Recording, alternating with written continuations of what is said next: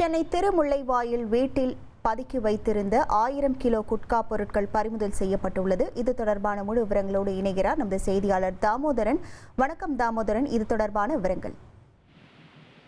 கண்டிப்பாக சென்னை புறநகர் பகுதியான ஆவடியை அடுத்த திருமுல்லைவாயில் பாலாஜி நகர் பகுதியில் சட்டவிரோதமாக குட்கா பொருள் பதுக்கி வைத்து விற்பனை செய்வதாக காவல் ஆய்வாளருக்கு ரகசிய தகவல் கிடைத்தது.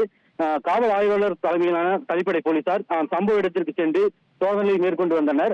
அப்போது சட்டவிரோதமாக ஒரு நபர் பையில் மறைத்து மர்ம பொருள் ஒன்றை மறைத்து எடுத்து சென்றதும் தெரிய வந்தது. உடனடியாக அந்த நபரை பிடித்து சோதனை செய்த போது அதில் தடை செய்யப்பட்ட குட்கா பொருள் இருந்தது. உடனடியாக அந்த நபர் சென்ற அந்த வீட்டிற்கு சென்று சோதனையிட்ட போது அதில் ஹான்ஸ் கூலிப் உட்பட 1000 கிலோ குட்கா பொருள் இருந்ததும் அதனை திருமுல்லைவாயில் காவல் ஆய்வாளர் தலைமையிலான தனிப்படை போலீசார் பறிமுதல் செய்து அந்த நபரையும் கைது செய்து தற்போது போலீசார் விசாரணை மேற்கொண்டு அந்த நபரை நீதிமன்றத்தில் ஆஜர்படுத்தி தற்போது சிறைக்கு அழைத்து சென்றுள்ளனர்.